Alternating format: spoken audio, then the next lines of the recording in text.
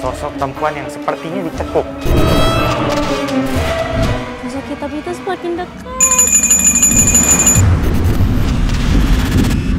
Gangguan di sini kalau nggak salah anak-anak ya. Iya, anak-anak. Anak-anak kadang main di sini sampai ke depan sana gitu. Tapi Pak, ini kan adalah tempat, ini ruangan kalau yang saya lihat dulu untuk produksinya ya. Betul. Tempat untuk produksinya betul, di sini. betul, Karena iya. Fasya ini dapat. Ada suara ya? Ada, betul. Dia udah tahu dia. Udah ini dia, udah merasakan ya. Pak, tapi Bapak pernah melihat sosoknya di sini? Kalau sosoknya pernah ya, sosok orangnya istilahnya tinggi besar gitu. Sosok ya. yang Bapak lihat itu hitam besar, berbulu seperti berbulu, Betul. pekat warnanya, hitam. dan dia tingginya ya. tuh berarti udah hampir kena ke Iya, bangunan betul. atas ini ya Bisa, Pak? iya bener, bisa nabrak ini ya. Iya. Oh, dan sosoknya itu nggak ngapa-ngapain yang Enggak dia sih, cuma diem aja, diem aja. ngeliatin Iya, ya cuman Pak? iya, betul. Oh, itu memang sosok penunggu di tempat ini Kak Frisly? Betul Fasya, karena sekarang saat ini sosoknya ada di belakang kita. Betul. Betul. Aku mungkin coba untuk komunikasi lebih dekat ke arah sana kali ya, Fasya Pak. Frisly mencoba untuk mendekati sosok hitam besar yang berada di belakang kami agar dapat berkomunikasi lebih intens dengan sosok tersebut. Oke, teman-teman, Kak Frisly sedang berkomunikasi dengan sosok hitam besar yang kalau dari cerita Pak Mustafa itu memang ada di tempat ini ya Pak, di bangunan Betul, ini. ada di sini. Oke, Fasya. Pak, jadi kalau saya boleh bertanya, dulunya berarti banyak buah mengkudu yang dibuka, dicuci, lalu diolah itu di tempat Betul. ini ya, benar? Iya, betul. Di belakang ini Iya, nih. di belakang bangunan di ini belakang ya, belakang Pak? ini, betul. Kenapa aku nanya kayak gitu, Fasya? Karena sebenarnya sosok di belakang ini memberi gambaran Iya. kalau dia sebenarnya sangat suka. Ternyata sosok ini menyukai buah mengkudu sehingga akan menyerap saripati dari mengkudu untuk dijadikan makanan agar menjadi lebih kuat. Dan sosok itu sendiri memang Pak kelihatan banget. Kalau sosoknya itu kan saat ini tadi pada saat aku coba untuk komunikasi dan melihat gambaran tempat ini kan dulu orang-orang kalau ngebersihin pada duduk. Betul. Pada duduk ya Pak ya dengan ember atau tempat yang Betul. wadah yang sangat besar. Mereka beramai-ramai gitu ya Pak. Betul, Para betul. penjaganya juga atau orang-orang yang bekerja. Terus ada aliran air untuk membuang. Jadi membuang kotoran dan sebagaimana. Itu juga cara berkomunikasi dari makhluk-makhluk yang ada di sini. Jadi pada saat tadi kita masuk, mereka melihat Pak Mustafa mungkin, mereka udah kenal nih Fasya. Tapi sosok hitam itu sendiri, dia itu memang badannya gede banget, seperti batang pohon. Karena ternyata sosok ini juga sering terlihat oleh Pak Edi yang sering berjualan di jalan dekat pabrik minuman tradisional ini. Ada di gerbang Bu, yang sebelah sini nih. Ya itu hitam gede gitu Bu. Dan saat ini karena tatapannya yang memang semuanya full hitam, jadi aku tidak bisa melihat matanya seperti apa Pak. Bapak juga mungkin nggak kelihatan mukanya seperti apa, tapi mulutnya itu membuka. Lihat badannya langsung. Iya, juga. badannya gede badannya, banget. Iya, gede badan. Jadi Bapak nggak sempat ngelihat ke arah Enggak. wajahnya ya Pak? Lihat matanya juga enggak lihat. Oke. Enggak tahu tingginya seberapa meter, enggak tahu. Di lokasi ini dia dominan karena dia menyukai saripati dari buah mengkudu. Itu ya. Misalnya ya. Kalau sosok ini bilang dia merupakan sosok yang suka mengikuti. Kalau misalnya ada masyarakat yang jalan malam sendiri, pulang kerja atau lagi jalan aja gitu nggak ngerasa, tiba-tiba ngerasa ada langkah. Dan tiba-tiba nanti nengok ngelihat lagi si sosok hitam itu. Bener nggak Pak? Pernah betul, denger nggak? Betul. Iya, betul. Kejadian ini kalau nggak salah pas depan masuk gerbang itu kan ada gangnya yang mau ke asrama. Oke. Pernah lihat di situ. Usil sih. Iya, berarti kalau- mungkin bisa aku simpulkan si sosok ini cukup mengganggu juga ya para pekerja ataupun mungkin warga sekitar sini ya Kak Frisly. Selaras dengan apa yang dikatakan oleh Frisly dan Pak Mustafa, Ibu Sawitri pun pernah mengalami kejadian mistis, di mana ia juga diikuti oleh sosok hitam besar ini ketika dirinya pulang bekerja sendirian. Cuman kan perasaan kan beda, kalau yang ngikutin orang kan kedengeran langka, kalau itu kan nggak ini. Cuman kok ada kayak ada yang ngikutin tapi dilihat nggak ada gitu.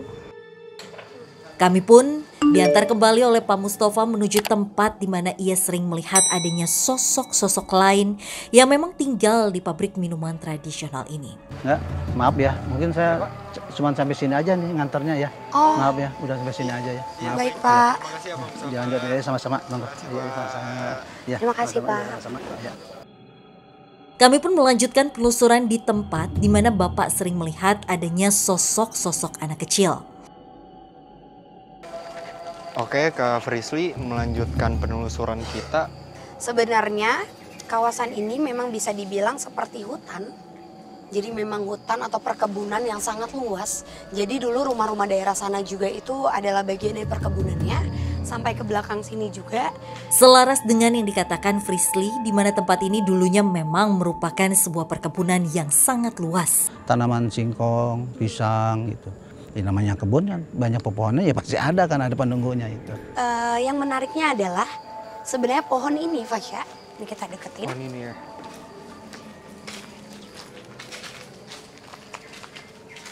Pohon ini sampai kapanpun dan tempat ini mau dibangun menjadi tempat apapun nantinya, pohon ini tidak mungkin bisa ditebang. Jadi kalau misalnya ada yang tertarik bahkan untuk menebangnya, mungkin amit-amitnya adalah bisa sampai sakit, bisa sampai celaka karena memang permintaan dari para penunggu di sini, pohon ini tuh tetap harus ada. Dari dulu pembuatan tempat ini awal sampai ini menjadi kosong lagi, sampai sekarang mungkin tidak digunakan untuk apa-apa, pohon ini tetap menjadi seperti pintu gaibnya mereka. Adanya pohon yang dianggap sebagai gerbang gaib bagi makhluk astral yang ada di daerah ini ternyata menimbulkan beberapa fenomena yang dapat disaksikan oleh masyarakat karena memang banyak masyarakat yang lewat di area ini dan melihat adanya banyak makhluk astral di sini. Anak saya kan kadang-kadang saya suka cari anak saya main ke sini. Gak lama kemudian setelah anak saya nggak ada, nggak taunya memang saya kadang-kadang suka lihat yang tak kasat mata gitu loh. Kak Frisly tadi bilang banyak sosok yang meminta untuk tidak menebang pohon ini. Betul, Fasya. Berarti bukan hanya satu sosok penunggu pohon ini. Iya, nggak cuma satu. Tadi kan juga sempat Pak Mustafa itu mention ya, banyak melihat sosok anak-anak kecil yang seperti botak dan lain-lain. Bahkan sosok yang tinggi besar itu, kalau sosok tinggi besar itu kan memang menguasai kawasan ini. Tapi kalau sosok anak kecil dan beberapa sosok wanita yang ada di sekitar kita, itu memang keluar masuknya itu dari pintu dimensi Pohon di sini. ini ya. Jadi satu pohon ini memang menyimpan banyaknya makhluk yang ada di daerah ini. Ada sih kayak anak kecil Bu, anak kecil jalan-jalan gitu adalah kayak rambutnya kayak botak-botak gitu Bu, botak. Anak saya juga pernah lihat, dia mah semacam pas di sini di pohon ini. Frisly mengajak saya untuk melanjutkan penelusuran menuju area dalam pabrik. Apa Karena yang ini Kak Frisly langsung lihat atau rasain pada saat kita masuk ke ruangan ini? Karena ini emang bener-bener masih mesin aslinya ya, Fasya. Ini mesin. Frisly mendekati sebuah besi besar yang dulunya digunakan untuk membuat minuman tradisional. Kalau memang melewati waktu maghrib ya, Fasya, pas dari pohon di depan terus kita masuk ke dalam sini, tadi sempet ngeliat beberapa sosok anak kecil yang dia tuh ada di atas sini. Karena ini kan dulunya air kan, tempat untuk mencuci. Kelihatan? Oh iya ya. Iya, ini untuk mencuci di belakang Fasya. Iya, di tempat ini. Coba.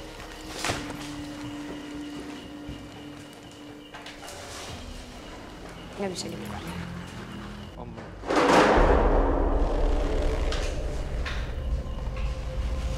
Masih ada sari-sarinya. Aku ngelihat ada sosok laki-laki tua, umurnya sudah lebih dari 55 tahun. Sosok laki-laki itu ada di belakang kita saat ini. Dia berdiri. Di sini? Yap, tapi dia menghadap ke arah sana. Adanya sosok laki-laki tua di ruangan ini ternyata merupakan salah satu orang yang pernah bekerja di pabrik ini sehingga ia meninggal. Terdapat jin yang menyerupainya dan bertempat tinggal di tempat ini. Laki-laki ini sebenarnya jin yang menjadi sosok manusia. bapak-bapak ini sekarang di sini.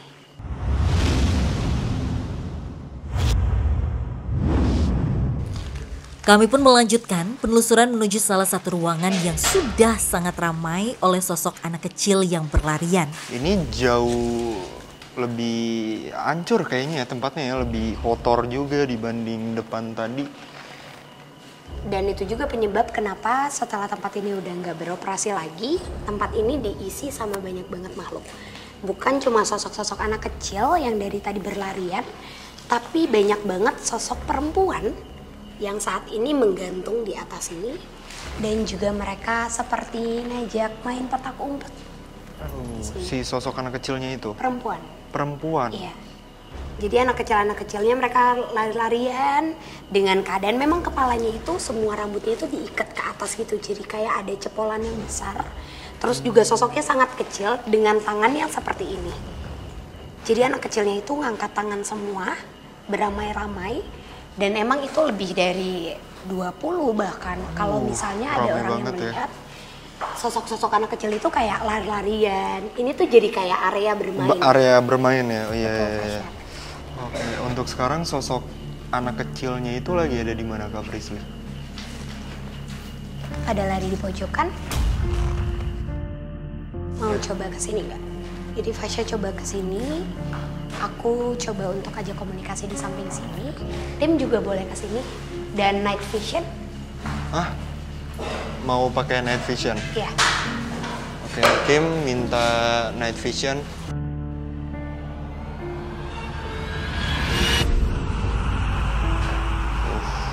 Oke.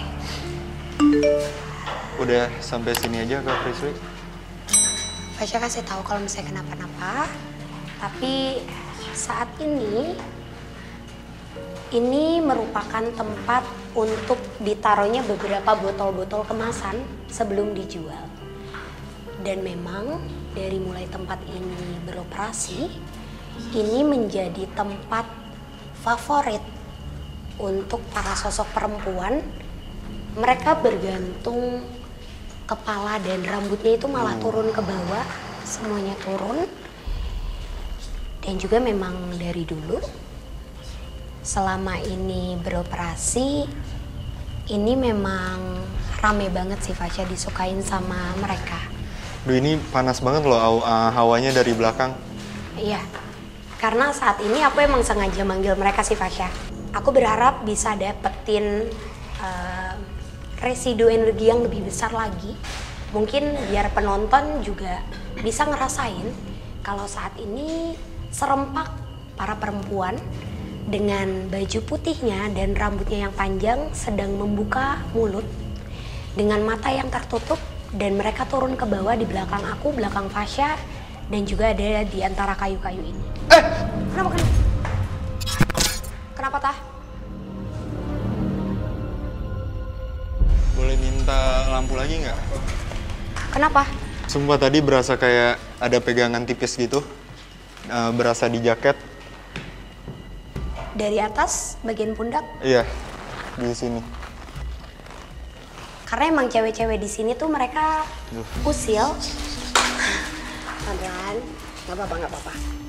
Cewek-cewek di sini mereka usil dan cenderung lebih aktif untuk menampakkan diri itu ke para pekerja laki-laki. Tempat ini adalah tempat yang paling sering dikunjungi. Jadi banyak aktivitas manusia di tempat ini. Tapi justru menjadi tempat favorit untuk mereka. Ada suara ya? Ada suara lagi ya. Halo. Soalnya kayaknya emang cewek-cewek di sini ngelihat kita semua kali ya. Mereka kira ini satu cara untuk mereka komunikasi lagi kayak tadi. Bentuk komunikasi dia ke Fasya tuh, dia sebenarnya mungkin bukan mau megang kali ya, mau kayak ngebisikin atau mau ngapain. Karena berasanya cuma di sebelah sini aja kan. Kiri, iya. Enggak dua-duanya kan, Enggak. cuma sebelah aja kan. Iya, karena kelihatan di sini rata-rata yang mendapatkan gangguan itu berupa bisikan, rep-repan, ketindihan, atau kalau lagi mau sholat ngambil air wudhu tiba-tiba ada yang ngeliatin. Merinding mah ada, kayak yang pegang, kayak berat gitu loh. Tapi mungkin balik lagi ke sosok cewek ini ya, Kak Frisly. Mereka tuh punya alasan gak sih untuk mengganggu para pekerja di sini semasa tempat ini tuh masih aktif? Ada gak sih alasan mereka untuk mengganggu gitu? Kalau alasan, aku nggak dapat mereka punya alasan tertentu ya Fasya. Tapi yang jelas yang bisa dikaitkan karena posisi pintu dimensi atau pohon tadi tepat di depan bangunan ini. Jadi mereka sangat suka untuk datang ke tempat yang memang berdekatan dengan dimensi mereka. Gitu Fasya. Lari kemana tadi Kak Frisly, sosok anak kecilnya itu? Keluar Fasya. Merasa cukup untuk berkomunikasi dengan sosok wanita yang ada di ruangan ini, akhirnya kami memutuskan untuk melanjutkan penelusuran di area lain pabrik. Udaranya langsung beda banget. Ya ini seperti ini kayaknya rumah tempat penginapannya sih Fasya. Ini mesnya itu. Ya. Jadi di dalam ini ada kamar per kamar.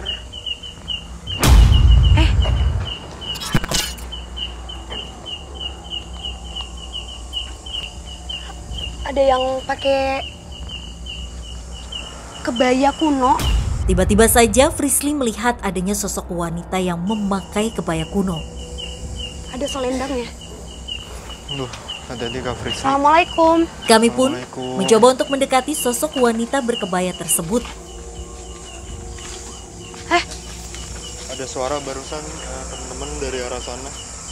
Aku mendengar jelas banget.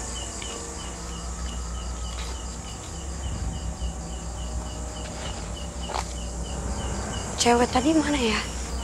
Oh, ini tembusannya. Ini kamar-kamar mes. Dan ini area belakang dari kamar mesnya ya Kak Frisly.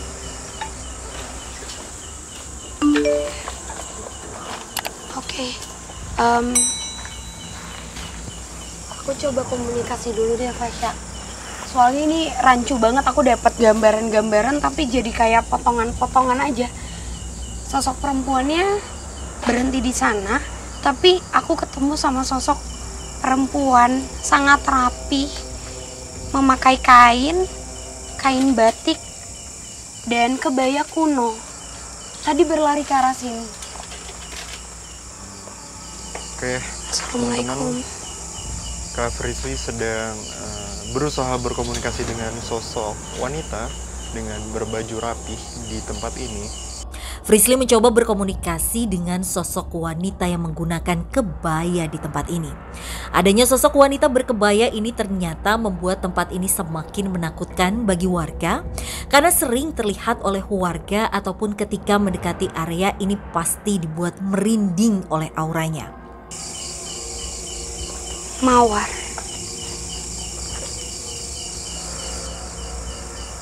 Oke.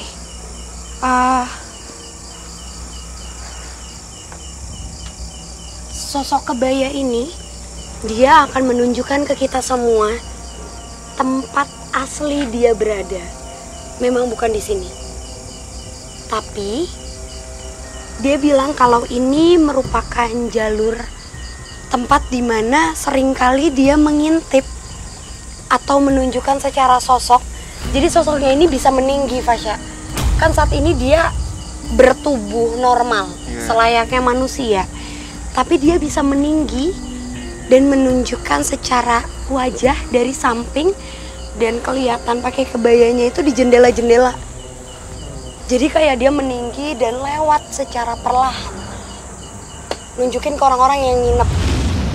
Tadi saya numpang kencing aja ke dalam sini, ini aja merinding. Bulu kuduk di belakang tuh udah gini aja. Dan kata dia, sebenarnya nanti di tempat saya seharusnya kalau misalnya ada yang ingin berkunjung, makanan kesukaan para perempuan itu tempat seperti piringan tanah liat yang diisi dengan bunga mawar yang sudah kering.